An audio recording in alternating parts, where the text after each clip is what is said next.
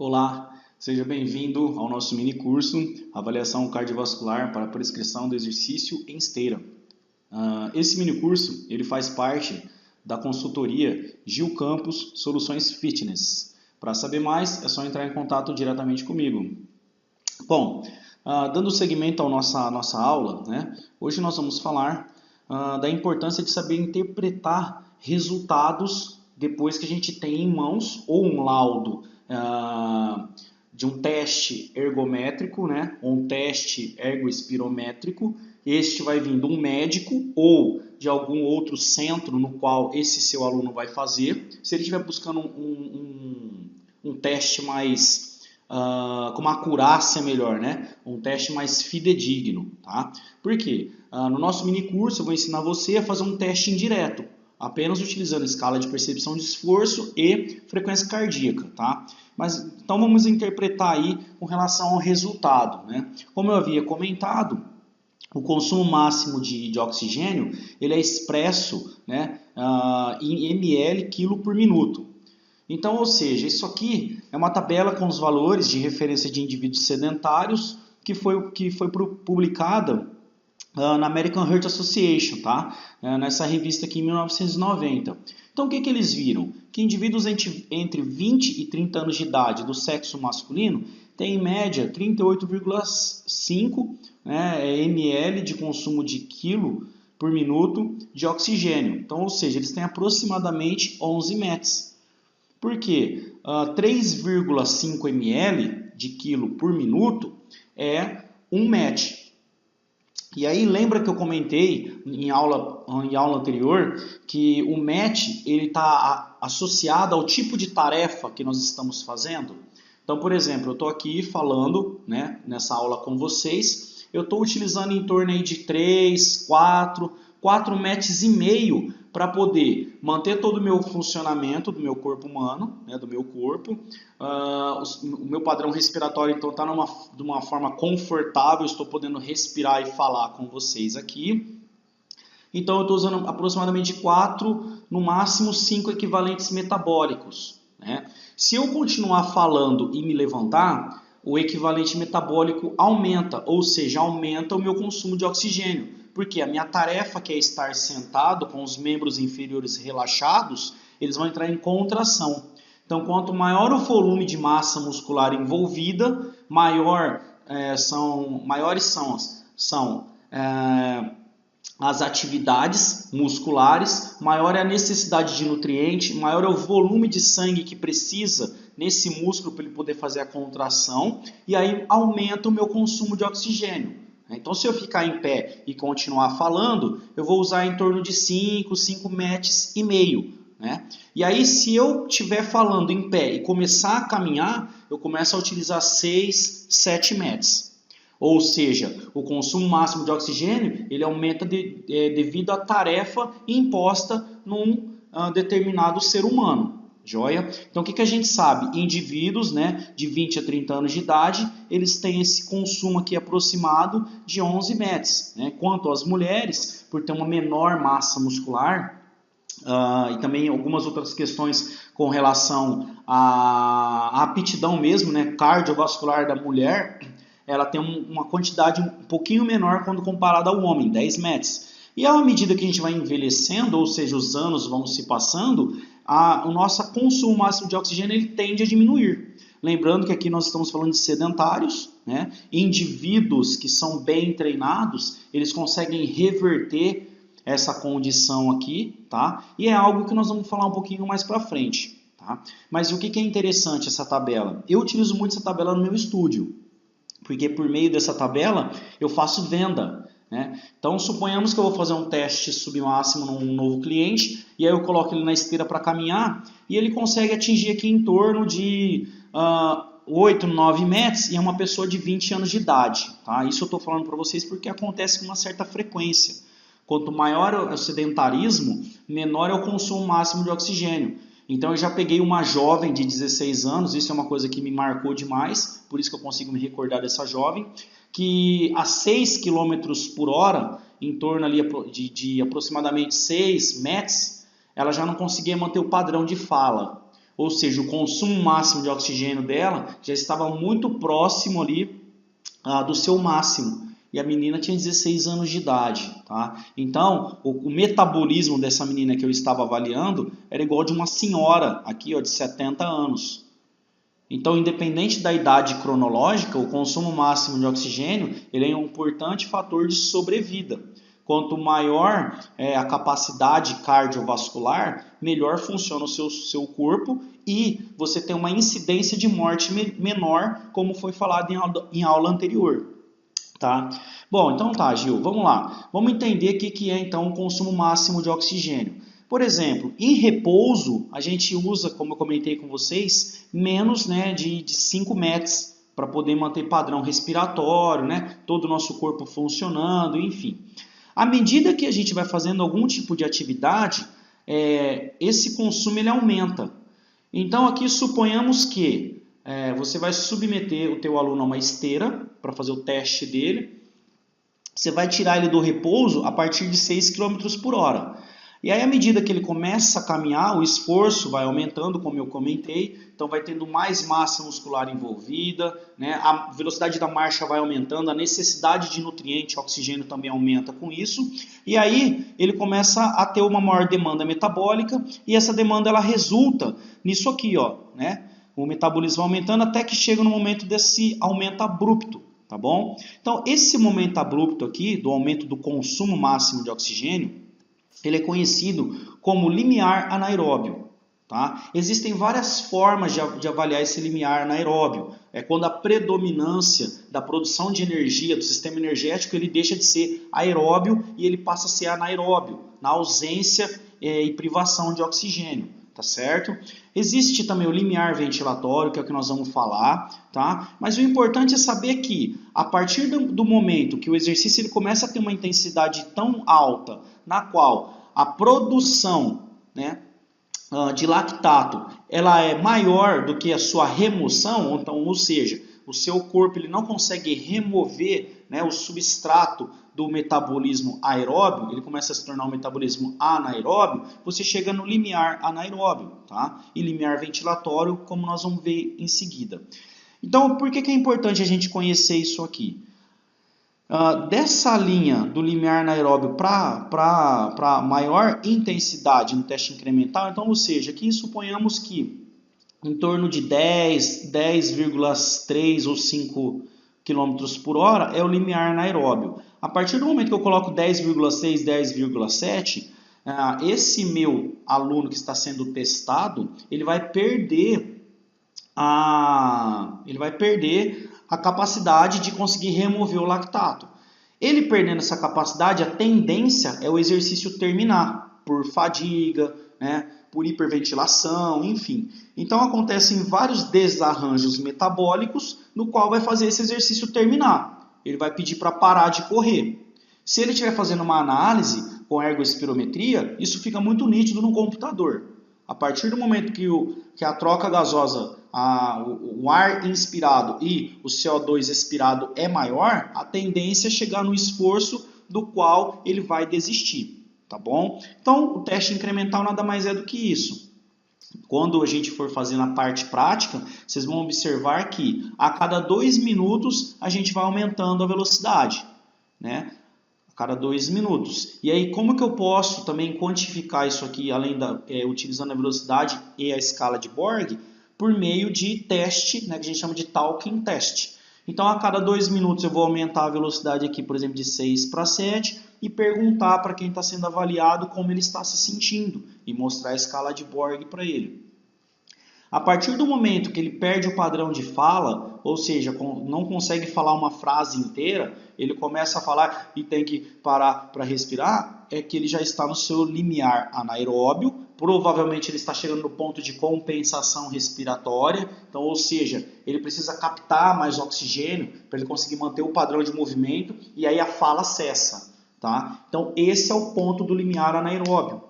Tá certo? Para a gente ver indiretamente. A única forma de ver diretamente é por meio da ergospirometria, como eu comentei com você, é um exame muito caro. Joia? Então isso aqui na prática vai ficar muito fácil da gente conseguir enxergar, tá certo? Então, você que está me assistindo, continua comigo e vamos agendar essa aula prática para a gente poder fazer junto.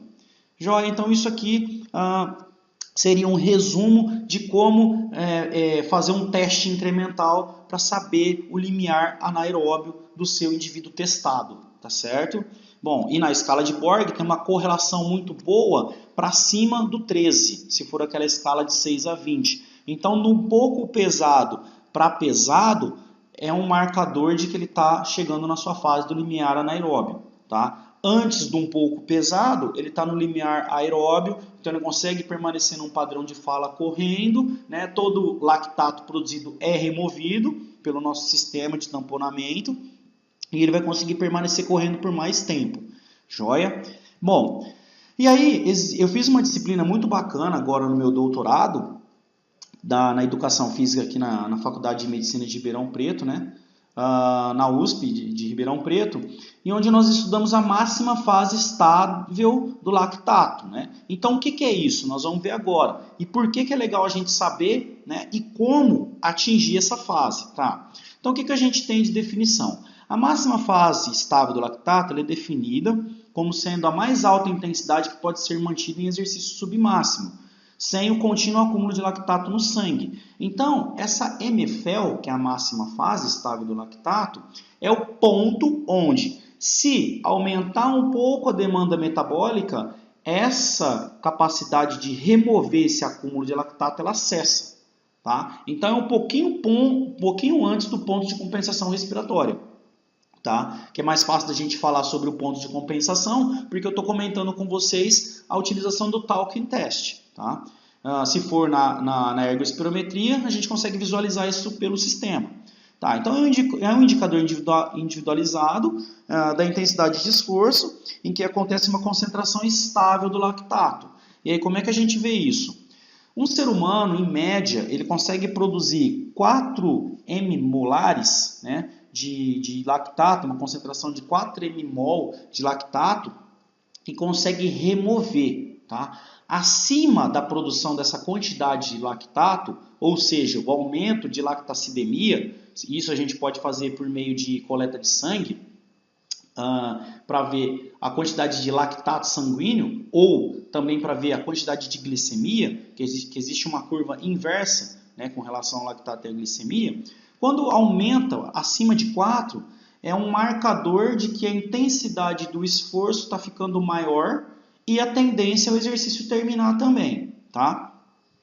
E aí tem alguns autores que eles propõem que o uso fixo de 4 mmol, né, para identificar a MFL, que é a máxima fase estável do lactato, ele mostra que pode estar correspondendo para muitas pessoas entre 3 e 5.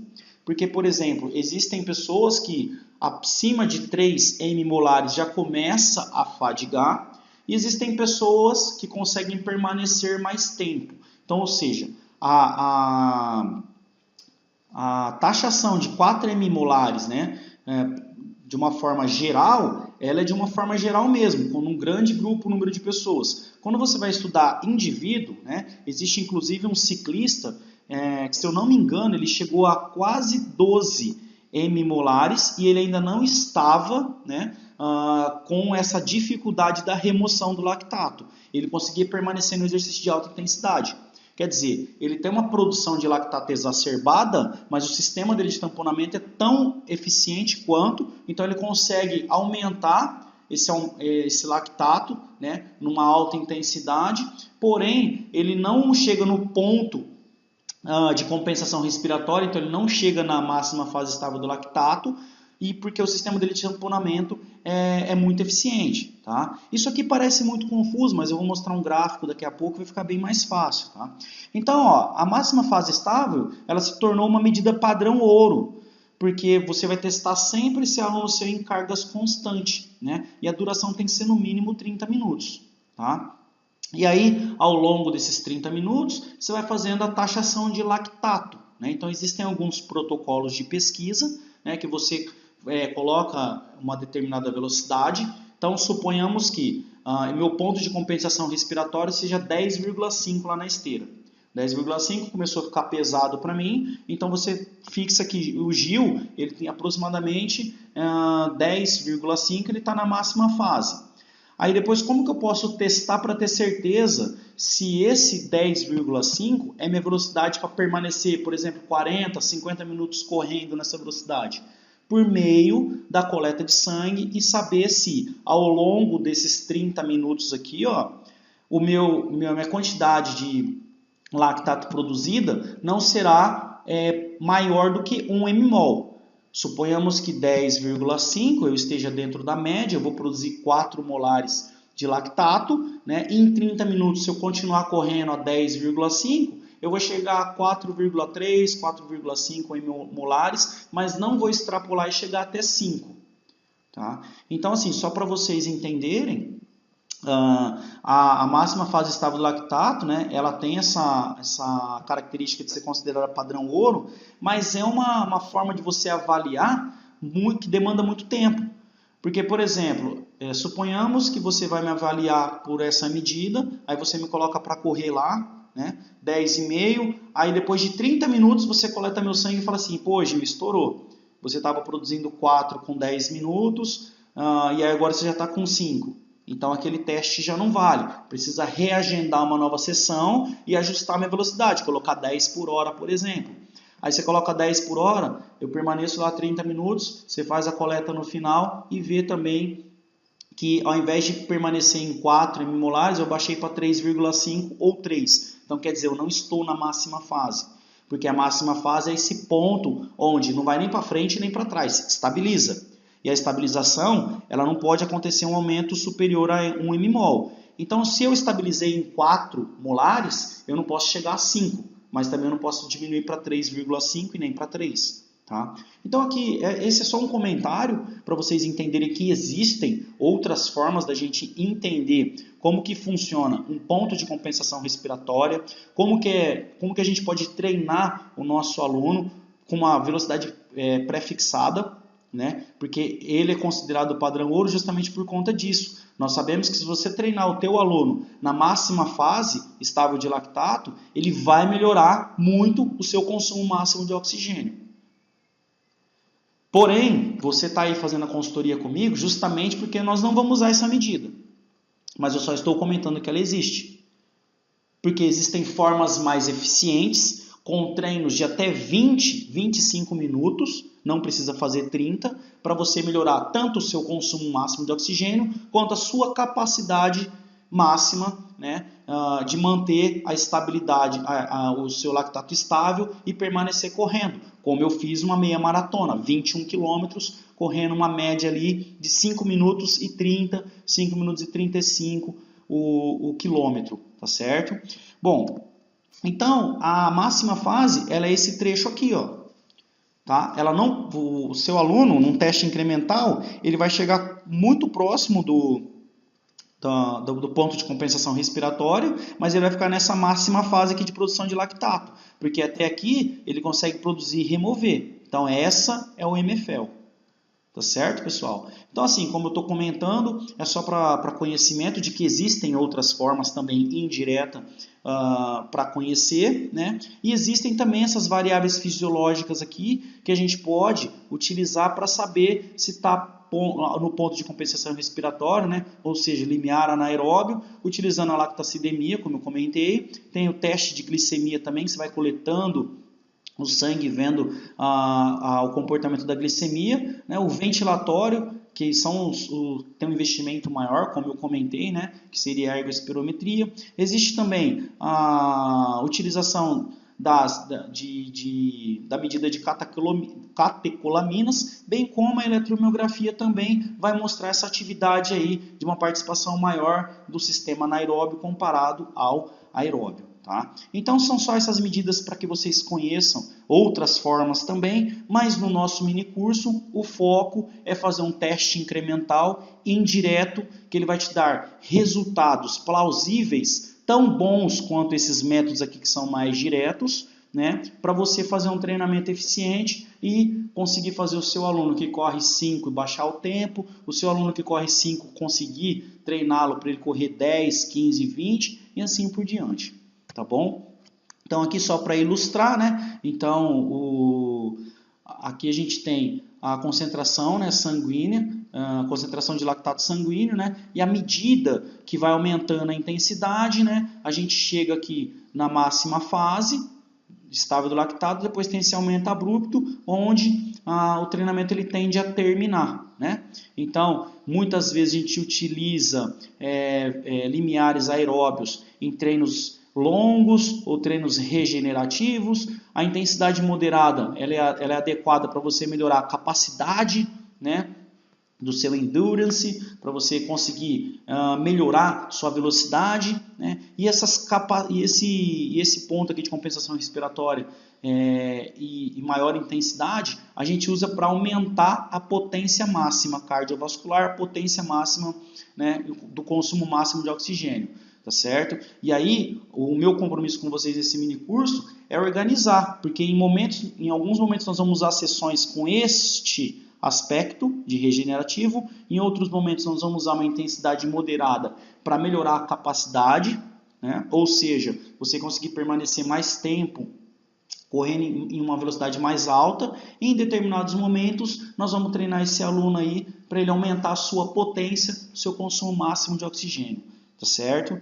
Bom, então eu encerro aqui nosso módulo falando sobre o teste incremental e a máxima fase estável, e na próxima aula nós vamos dar continuidade no nosso mini curso. Um grande abraço e até lá!